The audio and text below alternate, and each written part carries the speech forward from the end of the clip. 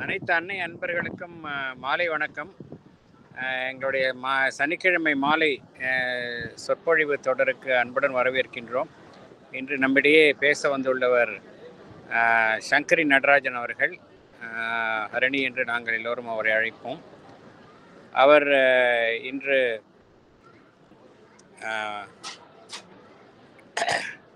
அதாவது எவ்வாறு வேலையை நம்ம ஒரு அர்ப்பணிக்கப்பட்ட பணியாக செய்வது என்பது குறித்து ஒர்க் ஆஸ் அன் ஆஃபரிங் என்கின்ற தலைப்பில் பேச இசைந்துள்ளார். அவரை அன்புடன் வரவேற்று பேச இங்கு உரையினோம். Harini, you can please proceed please. Thank you sir.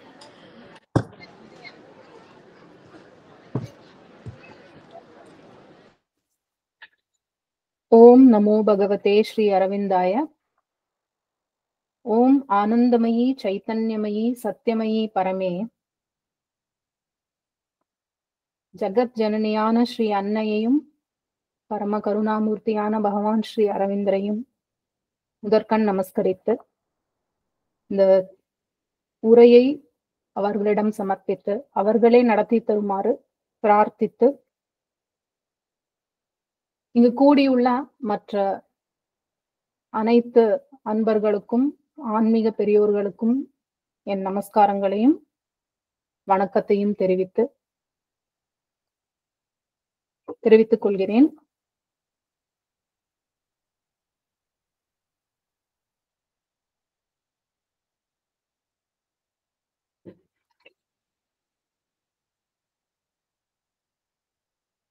பாரத தேசத்தில் எண்ணற்ற மகான்களும் ஆச்சாரியர்களும் இறைவனுக்காக தொண்டு செய்வதே மண்ணில் பிறந்த பலன் என்று கருதி வாழ்ந்தார்கள். இப்பொழுதும் நிறைய பேர் அந்த மாதிரி வாழ்ந்துட்டு இருக்காங்க. தேவார பாடல்ல நாவுக்கரசர் என் கடன் பணி செய்து கிடப்பதே என்று கூறுகிறார்.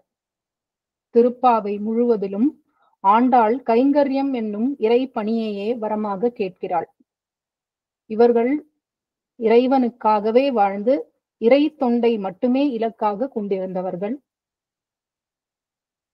சொன்ன மாதிரி எண்ணற்ற பிற மகான்களும் ஆச்சாரியர்களும் இதையே இலக்காக கொண்டு வாழ்ந்தார்கள். நம் இனிய அன்னை நம் வாழ்க்கையின் நோக்கம், எய்ம் இன் லைஃப் அப்படின்னு சொல்லும்போது, to exist only for the divine, to exist only through the divine, to exist only in the service of the divine அப்படின்னு சொல்றாங்க. இறைவனுக்காக மட்டுமே வாழ்ந்து, இறைவன் மூலமாக மட்டுமே வாழ்ந்து, இறைவனுக்கு சேவை செய்வதன் மூலம் மட்டுமே வாழ்ந்து அப்படிங்கிறது தான் நம்மளோட நோக்கம் அப்படின்னு சொல்றாங்க. பகவான் Sri அரவிந்தரும் regard your life as given you only for the divine work and to help in the divine manifestation. உனக்கு கொடுக்கப்பட்டுள்ள இந்த வாழ்க்கை இறை பணி செய்து இப்பூவுலகில் இறைவனின் வெளிப்பாட்டிற்கு உதவுவதற்கே என்பதை நினைவில் கொள் அப்படின்னு சொல்றாங்க. இன்னைக்கு இங்க பகிரப்படும் எல்லா குறிப்புகளும் ஒர்க் ஆஸ் அன் ஆஃபரிங் அப்படிங்கிற ஒரு கம்பைலேஷன் புக்கு, அப்புறம் பண்டிட்ஜி அவர்களுடைய பிட்ஃபால்ஸ் இன் சாதனா அப்படிங்கிற புக்கு, அப்புறம் ஸ்ரீ ராமகிருஷ்ண தாஸ், நமக்கு எல்லாருக்கும் தெரியும், பாபாஜி மகாராஜன் நம்ம எல்லாரும் கேள்விப்பட்டிருப்போம், அவருடைய நாம ஜபா இந்த யோகா ஆஃப் டிரான்ஸ்ஃபர்மேஷன் அப்படிங்கிற புஸ்தகத்துல இருந்து இதெல்லாம் படித்ததுல இருந்து தொகுத்து இன்னைக்கு நான் கொடுக்குறேன். Also I am borrowing from doctor Alok Pandey's speeches. ஆசிரமத்துக்கு புதிதாக வந்த ஒருவர் ஸ்ரீ அன்னை மந்திர தீட்சை கொடுப்பார்களா என்று கேட்டார். அதற்கு பகவான், ஸ்ரீ அன்னை வேலைதான் கொடுப்பார், மந்திரம் உன்னுள்ளேயே மெதுவாக எழும் என்றார். அதுபோல work is body's worship of the divine அப்படின்னு மதர் சொல்றாங்க. உடலால் செய்யப்படும் பிரார்த்தனையே தான் வேலை அப்படின்னு சொல்றாங்க. அதே மாதிரி the more I go, the more I know that it is in the work that Sri Aurobindo's integral yoga is best done அப்படின்னு சொல்றாங்க. ஸ்ரீ அரவிந்தரின் பூரண யோகத்தை பணி, அதாவது வேலை மூலமாகத்தான் சிறப்பாக செய்ய முடியும் என்பதை யோகத்தின் ஒவ்வொரு கட்டத்திலும் மேலே செல்ல செல்ல நான் உணர்கிறேன் அப்படின்னு சொல்றாங்க mother. One can progress through meditation, but through work, provided it is done in the right spirit, one can progress 10 times more அப்படிங்கிறாங்க மதர். தியானம் செய்வதன் மூலம் ஒருவர் யோகத்தில் முன்னேறலாம். ஆனால் சரியான உணர்வு நிலையோடு செய்யப்படும் எந்த பணியாலும் 10 மடங்கு கூடுதலாக முன்னேற முடியும் அப்படின்னு மதர் சொல்லியிருக்காங்க. Yoga through works is the easiest and most effective way to enter into the stream of sadhana. வேலையின் மூலம் நாம் யோக சாதனையை சுலபமாகவும் செயல்திறன் கொண்டதாகவும் ஆக்க முடியும் அப்படின்னு மதர் சொல்றாங்க. அதே மாதிரி பகவான் ஸ்ரீ அரவிந்தர் பாத்தீங்கன்னா, work alone is not the object, work is a means of sadhana. பணி செய்வது, அது எந்த வேலையா இருந்தாலும் அதை செய்வது மட்டுமே நோக்கம் அன்று, யோக சாதனைக்கு உடலால் வேலை செய்வது ஒரு உபாயமாகும் அப்படின்னு சொல்றாரு. அதே மாதிரி work helps to keep the balance between the internal experience and external development. யோகத்தின் அகமுக அனுபவங்களும் வெளிப்புற வளர்ச்சிக்கும் உள்ள சமநிலை நிலவ உடல் உழைப்பு உதவுகிறது அப்படின்னு சொல்றாரு. Work for the divine enables to bring out the inner progress into the external nature and life and helps the integrality of sadhana. இறைவனுக்காக செய்யப்படும் பணியின் மூலம் அகமுக வளர்ச்சியை வெளிப்புற சுபாவத்தோடு இணைத்து யோக சாதனை பூரணமாக்க உதவுகிறது அப்படின்னு சொல்றாங்க. இப்ப நம்ம இவ்வளோ கோட்ஸ் பார்த்தோம், பகவான் ஸ்ரீ அரவிந்தர், ஸ்ரீ அன்னையோடது. ஸோ இதுல இருந்தே நம்ம புரிஞ்சுக்கலாம் எந்த அளவுக்கு நம்மளோட இன்டீகிரல் யோகால, இந்த பூரண யோக பாதையில வேலைக்கு பகவான் ஸ்ரீ அரவிந்தரும் அன்னையும் முக்கியத்துவம் கொடுத்தாங்க அப்படிங்கிறது நமக்கு இதுல இருந்து புரியுது. ஸோ அன்றாடம் செய்யும் வேலை, இங்க வேலை அப்படின்னு சொல்லும் போது வெறும் ஒரு அலுவலகத்துல செய்யற பணியோ, இல்ல வீட்டுல ஒருத்தவங்க வேலை செய்யறாங்க, சுத்தம் பண்றாங்க, இல்ல சமையல் பண்றாங்க அப்படிங்கிறது மட்டும் கிடையாது. காலையில் எழுந்து பல் தேய்ப்பதிலிருந்து ஆரம்பித்து இயற்கை உபாதைகளை களைவதிலிருந்து எல்லாமே உட்பட சேர்ந்துதான். இந்த அப்ப நம்ம அலுவலகத்துல வேலை செய்தாலும் சரி, இல்ல இராணுவத்தில் பணிபுரிந்தாலும் சரி, இல்ல மருத்துவராக இருந்தாலும் சரி, இல்ல கட்டிடம் கட்டும் நிபுணராக இருந்தாலும் சரி, எந்த வேலையாக இருந்தாலும் சரி, அந்ததான் இங்க வேலை அப்படின்னு சொல்றாங்க. இதுதான், இது பெரிய வேலை, இது சின்ன வேலைங்கிறதும் கிடையாது. இதுதான் வேலை அப்படின்னு டிஃபைன் பண்ணல. எல்லாமே வேலைதான். இப்ப பேசுறது எல்லாமே வேலை அப்படிங்கிறதுக்குள்ளதான் அடக்கமாகிறது. சோ இது எல்லாத்தையுமே இந்த அன்றாட வேலை எதா இருந்தாலும் அதை அர்ப்பணிக்கப்பட்ட பணியாக நம்மளால மாத்த முடியும். ஏன் முதல்ல மாத்தணும் அப்படின்னு நம்ம புரிஞ்சுக்கணும். பொதுவா நம்மளோட புற இருப்பு, outer self it is tied to the senses by the mind and the ego. இதுல டிசையர், ஆசைகளும் விருப்பு வெறுப்புகள் இருக்கும். இதனால நம்மளோட சென்சஸ் நம்ம மைண்ட் அது நம்ம டைப் பண்ணி வச்சிருக்கு. நம்மளோட அவுட்டர் புற இருப்பு அதுல டையா இருக்கு, அதாவது அதோட பிணைக்கப்பட்டிருக்கு. அப்போ புலன்களால் கட்டப்பட்டுள்ள இந்த கட்டை அவிழ்க்கும் போதுதான் நம்மளால இறைவனை இறை பணியாக எப்படி செய்யறது அப்படிங்கிறது நம்ம அடுத்த இதுக்கு போக முடியும். அப்போ அதை எப்படி நம்ம அந்த கட்டை அவிழ்க்கிறது அப்படின்னா, உடலால் செய்யப்படும் இந்த பணி, அதாவது ஒரு உழைப்பு இந்த கட்டை அவிழ்க்கிறதுக்கு பெரிதா உதவுறது. எப்படி அப்படின்னு சொன்னா, ஒரு வேலையை செய்யும் போது நமக்கு ஒரு நோக்கம் இருக்கும். அதாவது ஒரு பணம், இல்ல புகழ், இல்ல பதவி, அது எதுவாக வேணா இருக்கலாம். ஏதோ ஒரு மெட்டீரியல் பெனிஃபிட்காக தான் எல்லாருமே ஒரு வேலையை செய்யறோம். சோ அந்த பலனை எதிர்பார்ப்பதை துறக்க வேண்டும். அதுதான் முதல் ஸ்டெப். அப்போ renunciation of fruits of work, இதுதான் நிஷ்காம் கர்மா அப்படின்னு சொல்றாங்க. எந்த நோக்கமும் இல்லாமல் எவ்வாறு ஒரு வேலையை செய்வது அப்படின்னு சில பேர் கேட்கலாம். ஏதோ ஒரு வேலை செய்யறோம்னா அதுல ஒரு அவுட்கம் இருக்கும். அந்த அவுட்கம் அதை உத்தேசிச்சுதானே ஒரு வேலையே நம்ம செய்யறோம். அப்படிங்கும்போது ஒரு வேலையை வந்து ஒரு செய்யும் போது ஒரு மகிழ்ச்சி கிட்டும். சில பேருக்கு சில வேலை செய்யறது பிடிக்கும், அதனால செய்வாங்க. அதற்காக செய்யலாமா அப்படின்னா, அதை விட முக்கியமானது எது என்றால், செய்யும் வேலையை, அந்த எந்த வேலை செய்யறோமோ அந்த பணியை இறைவனுக்கு செய்யும் பணியாக, சேவையாக செய்யும் போது பலன் மீது இருந்த கவனம் அது இறைவனுக்கு சேவை அப்படிங்கிறது மேல மாறுறது. The motive is shifting from the material benefits like name, fame, wealth, etc. It shifts from that to the divine service. அப்ப டிவைன் சர்வீஸ்ங்கிறது தான் வந்து முக்கியமாகுது.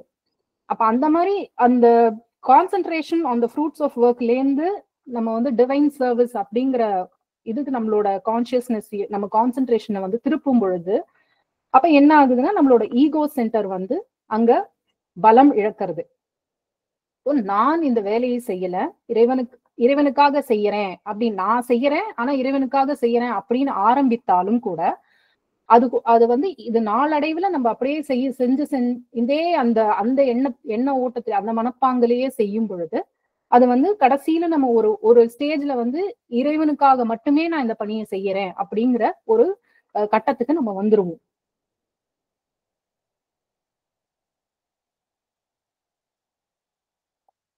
பலன் மீது கவனம் அதுல இருந்து போய் எப்படியுமே வந்து பாத்தீங்கன்னா பலன் மேல நம்மளுக்கு எந்த கட்டுப்பாடும் கிடையாது. இப்போ ஒரு வேலை செய்யறோம்னா அதோட அவுட்கம் இப்படி இருக்கணும்னு நம்ம வந்து விருப்பப்படலாம், ஆசைப்படலாம்.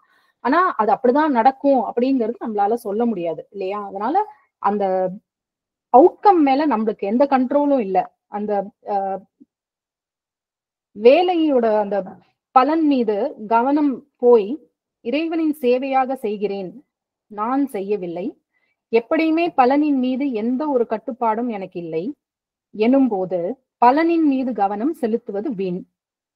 பலன் கருதாமல் இறைப்பணி மேற்கொண்டவர்கள் அப்படின்னு பார்த்தோம்னா, ஒரு உதாரணத்துக்கு சொல்லணும்னா அந்த ராமாயணத்துல வர சபரிங்கிற அந்த மூதாட்டி பாத்தீங்கன்னா நமக்கு எல்லாம் தெரிஞ்சிருக்கும் அந்த கதை. அவங்க அந்த ராமர் வருவார், இன்னைக்கு வருவாருன்னு சொல்லிட்டு, ஆனா தினமுமே வந்து தன்னோட அந்த சிறிய குடில வந்து பெருக்கி சுத்தம் பண்ணி அதை இது பண்ணி ஒரு இறைவன் வரத்துக்கு எப்படி அதை சுத்தமா வைக்கணுமோ அந்த மாதிரி வச்சு அவருக்கு காய்கனிகள்லாம் பறிச்சுன்னு வந்து வச்சு தினமுமே அந்த மாதிரி ஒரு வருட கணக்குக்கு அந்த மாதிரி அவங்க வந்து அதை வந்து ஒரு ஜாய்ஃபுல்லா ஒரு இன்னைக்கு பகவான் வருவார், இன்னைக்கு பகவான் ராமர் வருவார், இன்னைக்கு ராமர் வருவார் அப்படிங்கிற அந்த எதிர்பார்ப்பு, அந்த சந்தோஷம், அதோடைய அந்த ஒரே ஒரு எண்ணத்தோட மட்டும் அவங்க வந்து அத வருடக்கணக்கா செய்யறாங்க. இது வந்து இந்த மாதிரி பலன் கருதாமல் இது வந்து ரொம்ப உயர்ந்த தூய்மையான பக்தியோட கூடிய ஒரு பணி. இது வந்து இறைப்பணி அப்படின்னு நம்மளால சொல்ல முடியும். இப்போ ஒரு வேலையை எவ்வாறு அர்ப்பணிப்பது, எவ்வாறு இறைப்பணியாக மாற்றுவது அப்படின்னு பார்த்தா, இங்கதான் வந்து நம்ம ஸ்ரீ அன்னையின் மகா வாக்கியமான ரிமெம்பர் அண்ட் ஆஃபர் அப்படிங்கிறது இங்க ரொம்ப நமக்கு முக்கியமான ஒரு பாயிண்ட். இது இடையறாமல் நம் நினைவு ஒன்றன் மேல் இருக்க வேண்டும், ஒன்று மேலதான் இருக்கணும். அது என்ன அப்படின்னா, செய்யும் அனைத்து வேலைகளும் இறைவனுக்கு ஓர் அர்ப்பணிப்பு. All that is done should be done as an offering. வேலையை தொடங்கும் போது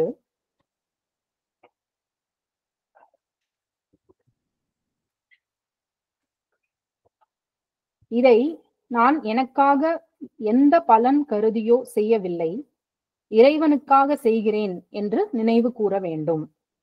முதல்ல ஆரம்பிக்கும் போது இதை நான் எனக்காக செய்யல, இறைவனுக்காக செய்கிறேன் அப்படிங்கிற எண்ணம் முதல்ல அந்த நினைவு வரணும். இதுதான் ஆரம்ப நிலை. இப்படி ஆரம்பிக்கும். இவ்வாறு செய்ய தொடங்கினால் இறுதியில் இறைவனுக்காக மட்டுமே பணி செய்யும் உணர்வு நிலையை நாம் அடையலாம். பகவான் ஸ்ரீ அரவிந்தர் என்ன சொல்றாருன்னா, if you can't yet remember the divine all the time you are working, it does not greatly matter. To remember and dedicate at the beginning and give thanks at the end ought to be enough for the present, or at most to remember when there is a pause. அதாவது ஆரம்ப கட்டத்தில் வேலை செய்யும் பொழுது முழு நேரமும் இறைவனை நினைவு கூற முடியாவிட்டால் பரவாயில்லை, பாதகம் இல்லை. வேலையை தொடங்கும் முன் நினைவு கூர்ந்து இறைவனுக்கு அந்த வேலையை அர்ப்பணித்துவிட்டு வேலையை தொடரலாம். முடிக்கும் போது இறைவனுக்கு நன்றி செலுத்த வேண்டும். வேலையின் இடையில் ஓரிரு முறை முடிந்தால் இறைவனை நினைவு கூர்ந்தால் போதுமானதாகும் அப்படின்னு நம்மளோட வேலையை இன்னுமே பகவான் ஸ்ரீ அரவிந்தர் சுலபமாக்கி கொடுத்திருக்காரு. முழு நேரமும் உன்னால ஒரு வேலையை செய்யும் போது முழு நேரமும் நினைத்து கொண்டே இறைவனை நினைத்து கொண்டு அர்ப்பணித்து செய்ய முடியல அப்படின்னா, ஆரம்பத்தில் வேலையை ஆரம்பிக்கும் போது ஒரு அர்ப்பணிப்பு, இந்த பணியை நான் எனக்காக செய்யல, இறைவனுக்காக செய்யறேங்கிற ஒரு அர்ப்பணிப்பு பண்ணிட்டு, முடிக்கும் போது நன்றி அப்படிங்கிற ஒரு சின்ன ஒரு நன்றியையும் சொல்லிட்டு, அப்புறமா நம்ம முடிந்த அளவு கூடுமான வரை இடையிடையே எப்பாவது நடுவுல ஒரு பிரேக் எடுக்கும் போதோ என்னவோ அப்போ ஒரு முறை திரும்ப இறைவனை நினைப்பது நல்லது அப்படின்னு, அந்த மாதிரி செஞ்சா கூட போதும் அப்படின்னு பகவான் ஸ்ரீ அரவிந்தர் கூறுகின்றார். அதுதான் அவங்களுடைய எல்லையில்லாத கருணை அப்படின்னு சொல்லணும். நம்மளோட வேலையை இன்னும் எந்த அளவுக்கு நம்மளுக்கு சுலபமாக்கி கொடுத்திருக்கிறார்கள் அப்படிங்கிறது. இப்போ பாபாஜி மகாராஜ் அப்படிங்கிறவர், இந்த ஸ்ரீ ராமகிருஷ்ணதாஸ் அப்படிங்கிறவர் மூத்த சாதகர். நம்ம ஆசிரமத்துல நம்ம நிறைய பேர் கேள்விப்பட்டிருக்கோம் அவரை பத்தி. அவருடைய புத்தகம் நாம ஜபா இந்த யோகா ஆஃப் டிரான்ஸ்ஃபர்மேஷன் அப்படிங்கிறதுல, நாம ஜபா இன் ஒர்க் அப்படிங்கிற தலைப்புல ரொம்ப அழகா இந்த வேலையில நாம ஜபம் எப்படி நமக்கு உதவும் அப்படிங்கிறத ரொம்ப தெளிவா சொல்லியிருக்காரு.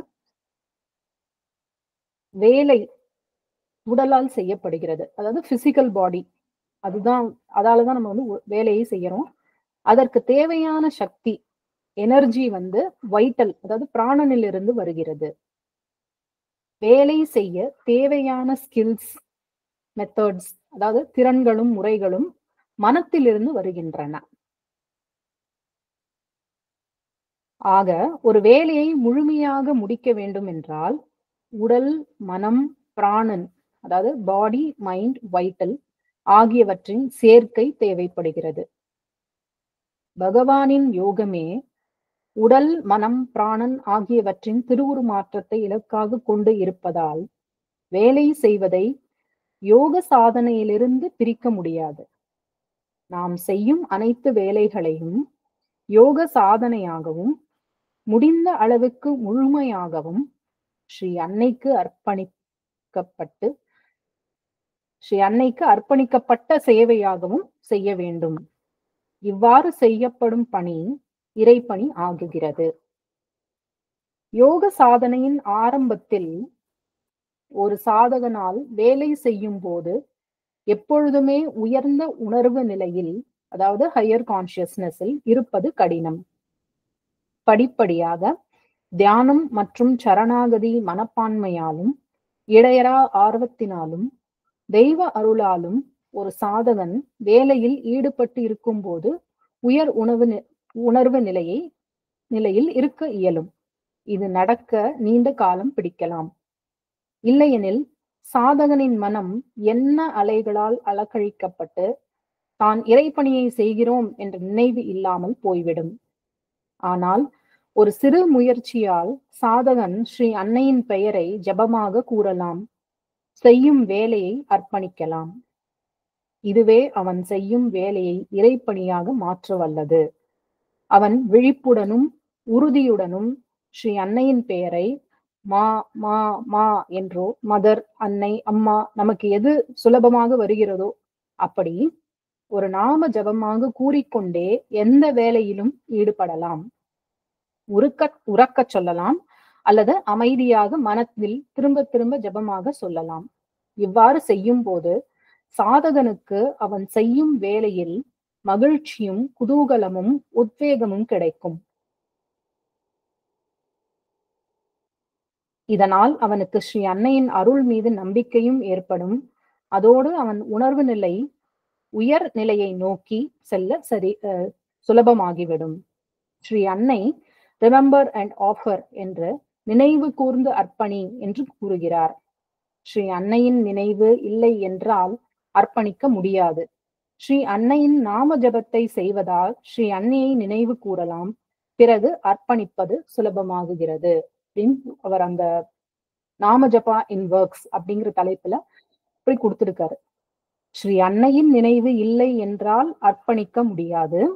ஸ்ரீ அன்னையின் நாம ஜபத்தை செய்வதால் ஸ்ரீ அன்னையை நினைவு கூறலாம், பிறகு அர்ப்பணிப்பது சுலபமாகுகிறது அப்படின்னு ரொம்ப அழகா ஒரு சுலபமான மெத்தட் சொல்லியிருக்காரு.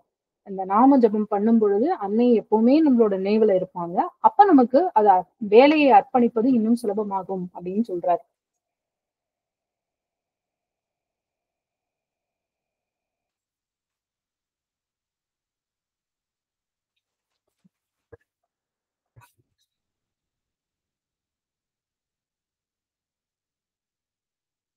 இப்போ பண்டிட்ஜியோட பிட்ஃபால்ஸ் இன் சாதனா அப்படிங்கிற புத்தகத்துல வந்து ஒரு வேலையை எந்த பணியாக இருந்தாலும் அந்த வேலையை பாரபட்சம் இல்லாமலும் இறைவனுக்கு அர்ப்பணிப்பாகவும் செய்யும் பொழுது சாதாரணமாக கர்மாவால் கட்டுப்படுவது போல் இல்லாமல் அந்த பணி ஒரு ஆன்மீக உணர்வு நிலையை விரிவுபடுத்த உதவுகிறது என்று கீதை கூறுவதை நாம் அறிவோம்.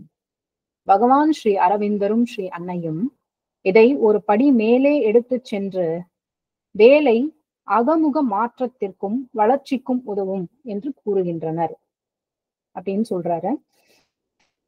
வேலை என்பது உடலால் இறைவனுக்கு செய்யும் பிரார்த்தனை, அது சரி. ஆனால் இந்த வேலை என்றால் என்ன? அந்த வேலை அப்ப இறைவனுக்கு செய்ய வேண்டிய வேலை அப்படிங்கிறதுக்கு என்ன அடையாளம் இருக்கணும் அப்படின்னா, நமக்கு விருப்பு வெறுப்பு இருக்கக்கூடாது, எந்த ஒரு ப்ரிஃபரன்ஸ் இருக்கக்கூடாது, தான் என்ற எண்ணம், தன்முனைப்பு, ego centrum, I am the doer, நான் தான் பண்றேன் அப்படிங்கிற எண்ணம் இருக்கக்கூடாது.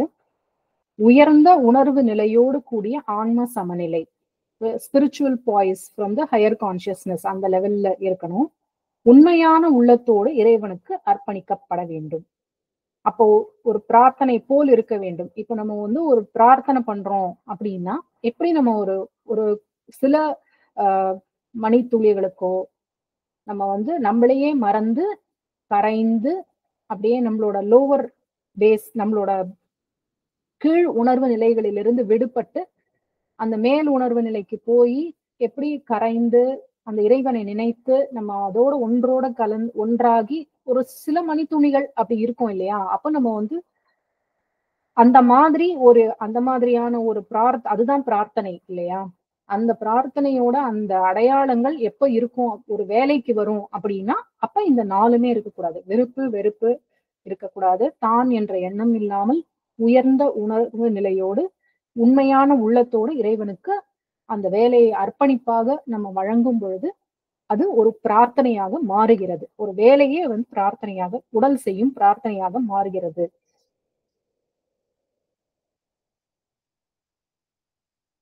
இப்படி செய்யும் பொழுது பிரார்த்தனையால் ஏற்படும் பலனை வேலை செய்வதாலும் நம்மளால பெற முடியும் அப்படின்னு எழுதியிருக்காரு. எப்படி சமைக்கப்பட்ட உணவு இறைவனுக்கு அர்ப்பணிக்கப்படும் பொழுது பிரசாதமாக மாறுகிறதோ, இறைவனுக்கு அர்ப்பணிக்கப்படும் வேலை இறைத்தன்மை பெற்று நம்மையும் உயர்நிலைக்கு உயர்த்த வல்லது, அதுவே இறைப்பணியாகவும் மாறுகிறது சொல்றாங்க. ஸ்ரீ அன்னை ஆன்மீக உணர்வு நிலையில் செய்யப்படாத எந்த வேலையையும் வெறும் உடல் உழைப்புதான் என்கிறார். இது உடலுக்கு சோர்வை கொடுக்கும் என்றும் தன் செல்வத்தையோ பெயரையோ புகழையோ வளர்த்து கொள்வதற்கான ஒரு உபாயமாகிவிடும் என்றும் கூறுகிறார். ஓர் உயர் உணர்வு நிலையோடு எந்த பணி செய்தாலும் அதற்கு ஒரு ஆன்மீக மதிப்பு உண்டு. எப்போது என்றால் செய்யப்படும் பணி இறைவனுக்கு இடைவிடாத அர்ப்பணிப்பாக மட்டும் ஆகும்போது, வேறு எந்த நோக்கமும் இல்லாமல் இருக்கும் போது மட்டுமே இது சாத்தியம். அதுக்கு ஒரு ஆன்மீக மதிப்பு, ஸ்பிரிச்சுவல் சிக்னிபிகன்ஸ் அந்த வேலைக்கு வருது அப்படின்னு சொல்றாரு. உன் கவனம் முழுவதும் வேலையின் மீதும் எதற்காக அந்த வேலை செய்யப்படுகிறது என்பது, ஏன் செய்யப்படுகிறது என்பதில் மட்டும் இருக்க வேண்டும். பலன் எவ்வாறு இருக்கும் என்பது பற்றி அது உன் கவலை இல்லை, அது இறைவனின் வேலை. பலன் எப்படி கொடுக்கணும் அப்படிங்கிறது இறைவனோட வேலை. உன்னை சுற்றி உள்ளவர்களின் எண்ணங்களையோ பேச்சுக்களோ உன்னை பாதிக்காது. லௌகீகமான பலன்கள் இங்கு கிடையாது. ஒரு பதவியையோ, இது ஒரு மேல்நிலை, கீழ்நிலை அப்படிங்கிற ஒரு ஹைரார்கி அந்த மாதிரி ஏதோ ஒண்ணோ, இல்ல ஒரு பாராட்டிற்காகவோ நீ வேலை செய்ய மாட்டாய். உன் ஆன்மீக பாதையில் முன்னேறுவதற்கான ஒரு உபாயமாக நீ செய்யும் பணியை உணர்வாய் அப்படின்னு ஒரு இறை பணி செய்யறவங்க செய்யணும் அப்படின்னு நினைக்கிறவங்களோட மனப்பாங்கு எப்படி இருக்கும் அப்படிங்கறத சொல்றாரு. மற்றவங்களுடைய சுத்தி இருக்கிறவங்களோட பேச்சுக்களையோ இல்ல எண்ணங்களையோ அதை வந்து நம்மள பாதிக்காது. ஒரு பதவியோ இல்ல மேல்நிலை கீழ்நிலை அப்படிங்கிற ஒரு எண்ணமும் இருக்காது. அதை நோக்கி நம்மளோட எண்ணம் இருக்காது. ஒரு பாராட்டு கொடுக்கணும், நீ நல்லா வேலை செஞ்சிருக்கங்கிற பாராட்டு நம்ம எதிர்பார்த்து செய்ய மாட்டாங்க. அது வந்து அப்ப அந்த எல்லா முழு கான்சென்ட்ரேஷனும் முழு கவனமும் வந்து இறைவனுக்காக செய்யப்படும் பணி அப்படிங்கறதுல மட்டும்தான் இருக்கும். ஸ்ரீ அன்னை ஆசிரமத்தில் உள்ளோர்களுக்கு வேலையை கொடுக்கும் போது வேலையை முடிப்பதற்கான திறனையும் சேர்த்து அளிக்கிறார். அதான் இது வந்து ரொம்ப நம்மளோட வாழ்க்கையிலேயே நம்ம நிறைய முறை பார்த்திருக்கலாம். ஒரு வீட்டுல ரொம்ப ஒரு ஒரு கஷ்டமான ஒரு சூழ்நிலையா இருக்கும். ஒரு முதியவருக்கு உடம்பு சரியில்லாம இருக்கும். ஒரு அலுவல் போறவங்க 2 பேர் இருப்பாங்க வீட்டுல. அதை தவிர பள்ளியோ கல்லூரியோ படிக்கிறவங்க 2 பேர் இருப்பாங்க. அவங்களுக்கும் பார்த்துக்கணும், இந்த முதியவரையும் பார்த்துக்கணும், நம்ம வேலையும் நம்ம பார்க்கணும். சோ இந்த மாதிரி ஒரு ஒரு ஒரு பேஸ் ஒரு சில மாதங்களோ இல்ல சில நாட்களோ எல்லாருமே இந்த மாதிரியான ஒரு வாழ்க்கையில ஒரு கஷ்டமான ஒரு சூழ்நிலையை கண்டிப்பா தாண்டி வந்திருப்போம். ஒரு 10 வருஷம் கழிச்சு நம்ம உட்கார்ந்து யோசிக்கும் பொழுது அந்த சமயத்தை நம்ம எப்படி தாண்டி வந்தோம், எப்படி அவ்வளவு வேலை செஞ்சோம் அப்படிங்கும்போது யோசிச்சா நமக்கே ஒரு பிரமிப்பா இருக்கும். அதோடைய காரணம் என்னன்னா அந்த மாதிரி தாங்க முடியாத இல்ல ஒரு ரொம்ப கஷ்டமான சூழ்நிலை இறைவன் நம்மளோட இருக்கான், நம்மள அறியாமையே நம்மள வந்து அந்த கஷ்டத்தை தாண்டி வர வைக்கிறான், நம்ம கூடயே இருக்கான் அப்படிங்கிறதுக்கு இதுதான் ஒரு பெரிய ஒரு அடையாளம். அது என்ன மதர் என்ன சொல்றாங்கன்னா, எந்த வேலை கொடுக்கிறேனோ அந்த வேலைக்கு தேவையான அளவுக்கு திறனும் நான் அவர்களுக்கு கொடுக்கிறேன். சோ கஷ்டம் வந்தாலும் அது தாங்குற அளவுக்கும் இருக்கு. வேலையும் எவ்வளவு வலுவாக இருந்தாலும் அத வந்து எடுத்து வேலை செய்வதற்கான திறன் எவ்வளவு வேணுமோ அதையும் மதர் கொடுக்குறாங்க.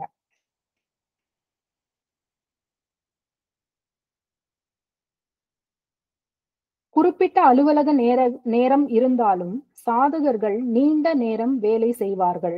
எப்பொழுதும் மலர்ச்சியாக காணப்பட்டார்கள். சோர்வே இருக்காது. வேறு எந்த நோக்கத்தோடும் எதிர்பார்ப்புகளுடனும் செய்யப்படும் வேலை அதன் புனிதத்தன்மையை இழக்கிறது. சிலர் வருடத்தின் 365 நாட்களும் ஒரே வேலையை செய்ய விரும்புவார்கள். மாற்றத்திற்கு இடம் கொடுக்க மாட்டார்கள். சிலர் 16 அல்லது 18 மணி நேரம் உழைப்பார்கள். அதை பெருமையாக சொல்லிக் கொள்வார்கள். மற்றவர்கள் தன்னை போல் இல்லை என்றும் குறை கூறுவார்கள். இவ்வாறு செய்வதால் வேலை என்னும் வலையில் நாம் மாட்டிக்கொள்கிறோம்.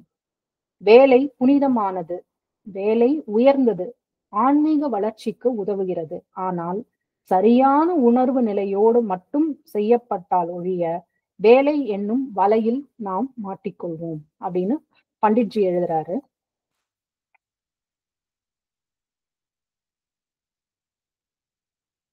வேலையை பற்றி கவலைப்பட தேவையில்லை.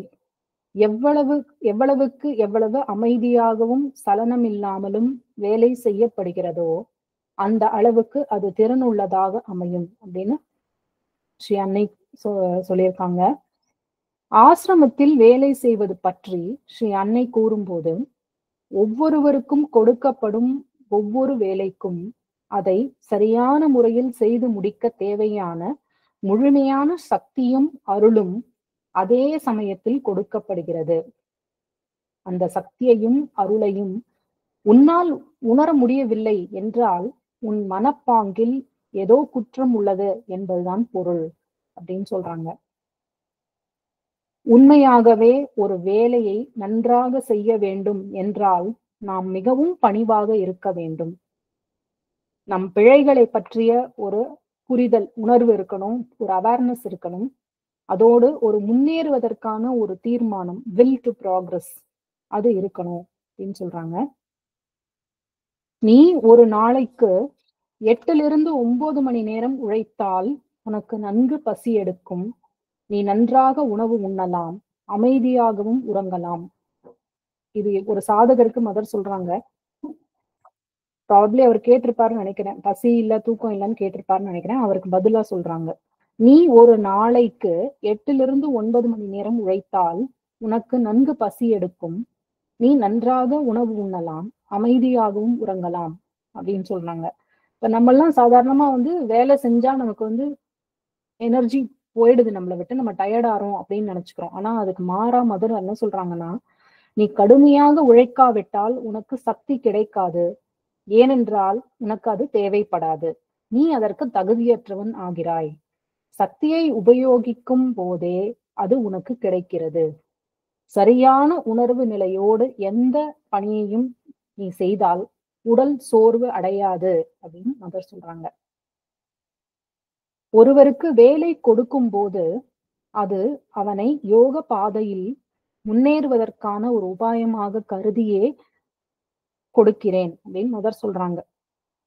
இந்த இன்னர் growth, அந்த ஸ்பிரிச்சுவல் ஜேர்னில இன்னர் growthக்கு ஒருத்தருக்கு என்ன தேவை அப்படிங்கறத மனசுல வச்சுக்கிட்டுதான் ஒரு மதர் அதை உத்தேசிச்சுதான் அவங்களுக்கு கொடுக்குற வேலை கொடுக்குறாங்க. அவனுள் இருக்கும் குறைபாடுகள் என்னவென்று எனக்கு தெரியும். அதே சமயம் அவன் என் உதவிக்கும் சக்திக்கும் திறவாக இருந்தால் எந்த விதமான தடைகளையும் தாண்டிவிடலாம், உணர்வு நிலையிலும் உயரலாம், தெய்வீக அருளுக்கும் பாத்திரமாகலாம் அப்படின்னு மதர் சொல்றாங்க. தெய்வீக சக்திக்கு நீ உன்னை பிறவாக வைத்துக் கொள்ளும் போது உன் வேலை பூரணத்துவத்தை நோக்கி வேகமாக செல்லும். எதை செய்தாலும் கவனத்துடன் செய்ய வேண்டும். ஒரு வேலையை சீக்கிரமாக செய்து முடிப்பதை காட்டிலும் நன்றாக செய்வது நல்லது. உன் வேலையில் ஒருமுகப்பட்டு இரு, அது உனக்கு சக்தியை தரும். உன் வேலையை பற்றி பிறரிடம் எவ்வளவுக்கு எவ்வளவு குறைவாக பேசுகிறாயோ அவ்வளவுக்கு அவ்வளவு நல்லது. வேலை சிறியதா பெரியதா என்பது முக்கியம் அல்ல, பெர்ஃபெக்ஷன், முழுமை, பூரணத்துவம், அதுவே முக்கியமானது. இது பெரிய வேலை, அது சிறிய வேலை என்று ஒன்றும் கிடையாது. கவிதை எழுதுவது உயர்ந்தது, செருப்பு தைப்பது தாழ்ந்தது என்று ஒன்றும் இல்லை. இறைவனின் கண்களில் எல்லாமே ஒன்றுதான். வேலை எந்த உணர்வு நிலையில் எந்த மனோபாவத்தோடு செய்யப்படுகிறது என்பதே மிகவும் முக்கியமானதாகும். அதனால் இந்த வேலை செய்வேன், அதை செய்ய மாட்டேன் என்று விருப்பு வெறுப்பு இல்லாமல், ப்ரிஃபரன்ஸ் இல்லாமல் எந்த வேலையையும் இறைவனுக்கு பணியாக, ஒரு சேவையாக எண்ணி செய்வதே சிறப்பான இறைப்பணியாக மாறுகிறது. ஒரு வேலையை செய்யும் போது மட்டும் அதை பற்றி எண்ண வேண்டும், அதற்கு முன்போ பின்போ அல்ல. இது பகவான் ஸ்ரீ அரவிந்தர் சொல்றது. ஒரு வேலையை செய்யும் போது மட்டும் அதை பற்றி எண்ண வேண்டும், அதற்கு முன்போ பின்போ அல்ல. முடிந்த வேலையை பற்றி எண்ண உன் மனதை அனுமதிக்காதே, அது கடந்த காலத்தை சேர்ந்தது. அதை பற்றி மீண்டும் நீ எண்ணுவதால் சக்திதான் வீணாகும். செய்ய போகும் வேலையை குறித்தும் மனதை எண்ண விடாதே. உன்னுள் இருக்கும் சக்தி அந்த நேரத்தின் போது அதை பார்த்து கொள்ளும் அப்படின்னு சொல்றார். இறுதியாக ஸ்ரீ அன்னையின் 4 அம்சங்களில் நமக்கெல்லாம் தெரிஞ்சிருக்கும், மகா சரஸ்வதி தான் ஸ்ரீ அன்னையின் செயல்திறன். இந்த நேரத்துல நம்ம இந்த புத்தகத்திலிருந்து அதை படிக்கலாம், அப்படின்னு படிச்சா பொருத்தமா இருக்கும் அப்படின்னு படிக்கிறேன். மகா சரஸ்வதி அன்னையின் செயல்திறன், செயல் சக்தி ஆவாள். அவள் பூரணம், ஒழுங்கு இவற்றின் அதிதேவதை. நால்வருள் இளையவளாகிய இவள் காரியங்களை நிறைவேற்றுவதில் கை தேர்ந்தவள். தடவியல்பிற்கு மிக அருகில் உள்ளவள். மகேஸ்வரி உலக சக்திகளின் அகன்ற வழிகளை வகுக்கிறாள். மகாகாளி அவற்றின் ஆற்றல்களையும் உத்வேகத்தையும் உந்தி செலுத்துகிறாள். மகாலட்சுமி அவற்றின் சந்தங்களையும் அளவுகளையும் கண்டுபிடிக்கிறாள். மகா சரஸ்வதி அவற்றின் நிர்வாக நுட்பம், நடைமுறை விவரம், பாகங்களிடையேயான உறவு, சக்திகளை திறம்பட இணைத்தல், விளைவிலும் நிறைவேற்றத்திலும் பிழைப்படாத திட்பம் இவற்றிற்கு தலைமை தாங்குகிறாள். பொருள்களை பற்றிய இயலறிவு, கலையறிவு, தொழில்நுட்ப அறிவு இவையெல்லாம் மகா சரஸ்வதியின்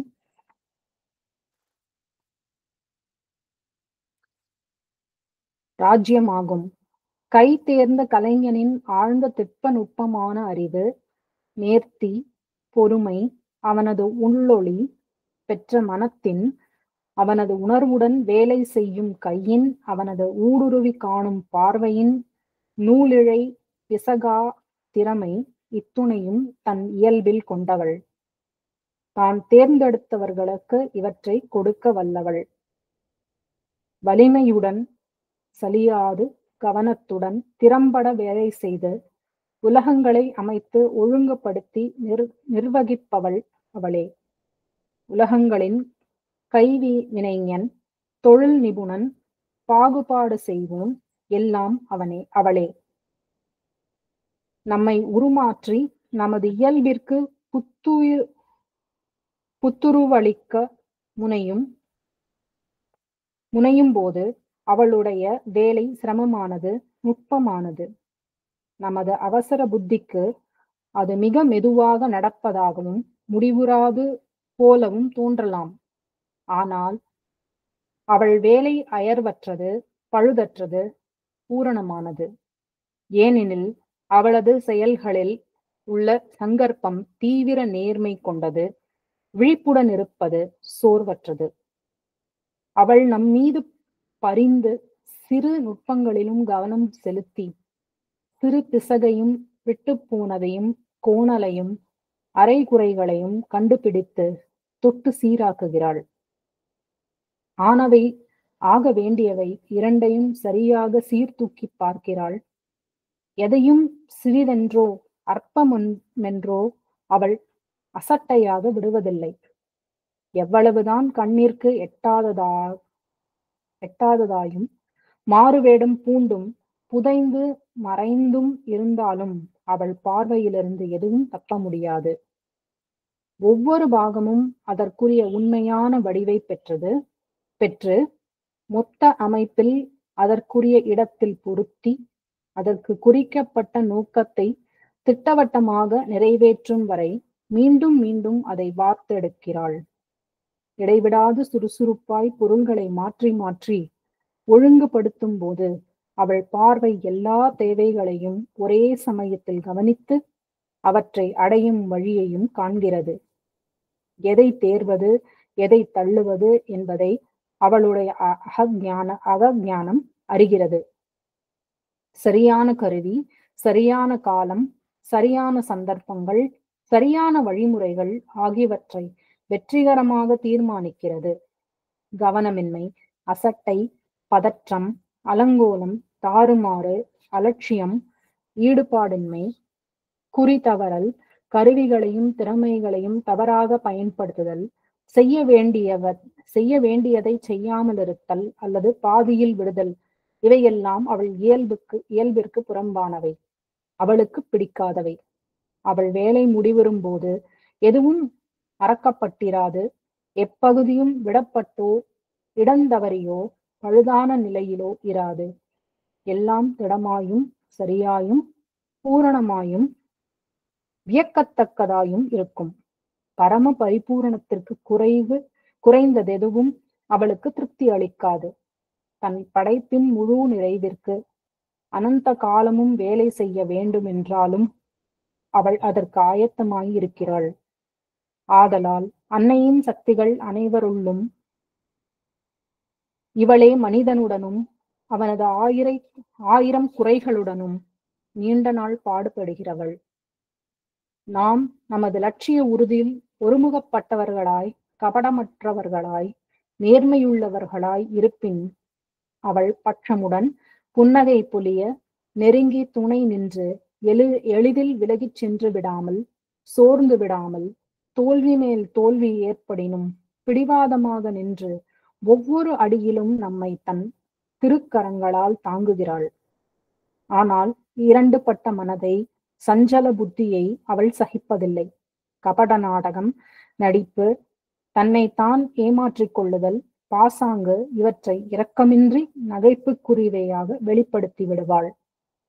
நமது தேவைகளை அளிப்பதில் தாயாய், நமது கஷ்டங்களில் நண்பனாய், விடாமுயற்சியுடைய நிதானமான ஆலோசகனும் ஆசானுமாய், தனது ஒளிரும் புன்முறுவலால் மந்தம், சிடுசிடுப்பு, சோர்வு ஆகிய மேகங்களை விரட்டி அடித்து எப்பொழுதும் நீங்காதிருக்கும் தனது உதவியை நினைவூட்டி என்றும் உள்ள ஞாயிறின் ஒளியை சுட்டிக் காட்டுகிறாள். உயர் இயற்கையின் முழுமையை நோக்கி நம்மை உந்தித் தள்ளும் ஆழ்ந்த இடையறாத தூண்டுதலில் அவள் உறுதியுடனும் அமைதியுடனும் விடாமுயற்சியுடனும் இருக்கிறாள். அன்னையின் மற்ற சக்திகளின் வேலையெல்லாம் தங்கள் நிறைவிற்கு இவளையே சார்ந்திருக்கின்றன. ஏனெனில் அவளே சட அஸ்திவாரத்தை வலுவாக்கி சிறு அம்சங்களையும் விவரமாக திட்டமிட்டு கட்டடத்தின் அரணை எழுப்பி அதை உறுதிப்படுத்துகிறாள். அடையாளங்கள் சொன்னோம் இல்லையா, அதை பத்தி நம்ம ஒரு சின்ன ஒரு பூக்கள், அது என்ன பூக்கள், அதுக்கு சம்பந்தப்பட்ட பூக்கள் பத்தி ஒரு சின்ன ஸ்லைடு ஷோ நான் இப்ப காமிக்கிறேன். வெறும் ரொம்ப முக்கியமான சில பூக்கள் தான் எடுத்திருக்கேன், எல்லாம் எடுக்கல. ஒரு நிமிஷம்.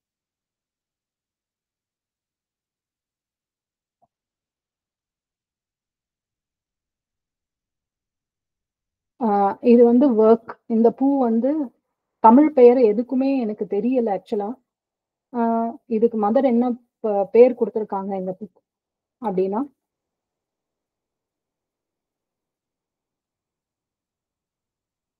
எல்லாருக்கும் தெரியறது இல்லையா? ஸ்கிரீன் பார்க்க முடியறதா?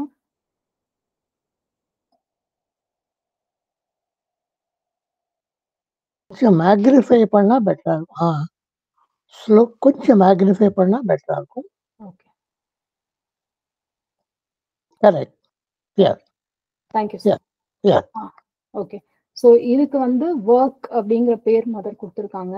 Let us offer our work to the divine, just the sure way of progressing அப்படின்னு சொல்றாங்க.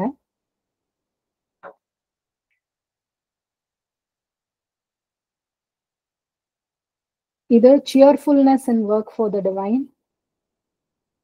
Work for the divine and you will find an ineffable joy filling your being. ஒரு அளவற்ற மகிழ்ச்சி இறைவனுக்காக நம்ம வேலை செய்யும் போது, பணியாக இறை பணியாக செய்யும் போது நமக்கு வரும் அப்படின்னு சொல்றாங்க. அதுக்குரிய பூ இது.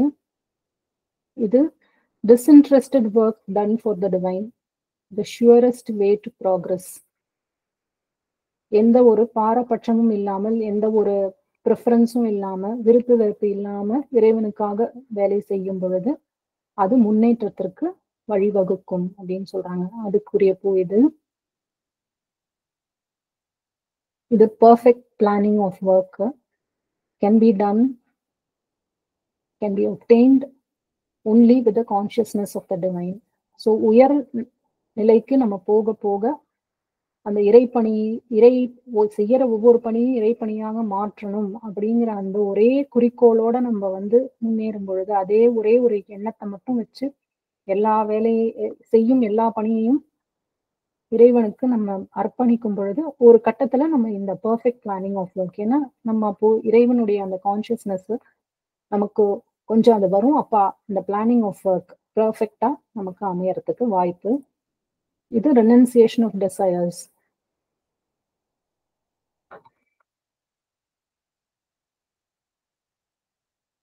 இத்துடன் என் சிற்றுரையை முடித்துக் கொள்கிறேன்.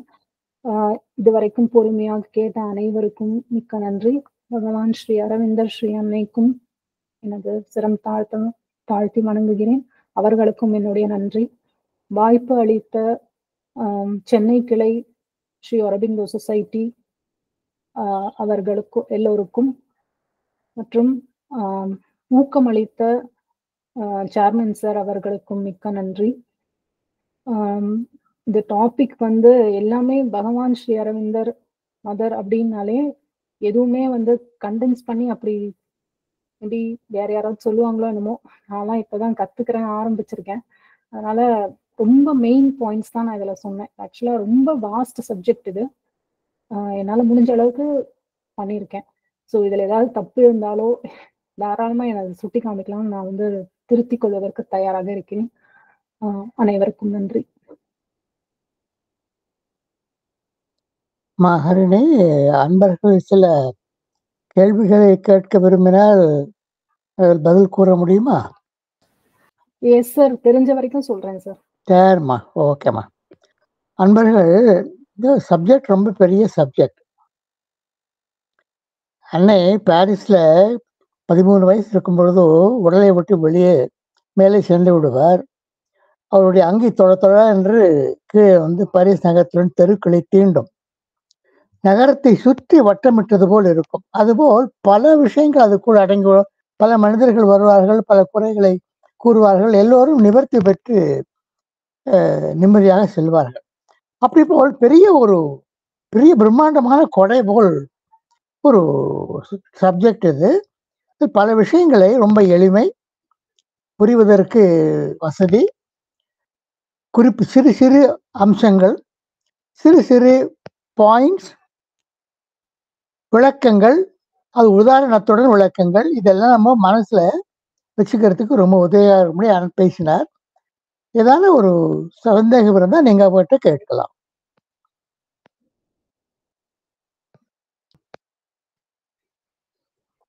ஓகே, ஒன்றும் கேள்வி இல்லைன்னா நன்றி கூறி, ஹரணி அவருக்கு நன்றி கூறி இந்த சத்சங்கத்தை முடித்துக் கொள்வோம். பெரிய தலைப்பாக எடுத்துக்கொண்டார்கள். அவர் இறுதியாக அன்னையினுடைய அந்த நூல், மதருடைய பகவானுடைய அந்த அன்னை நூலிலிருந்து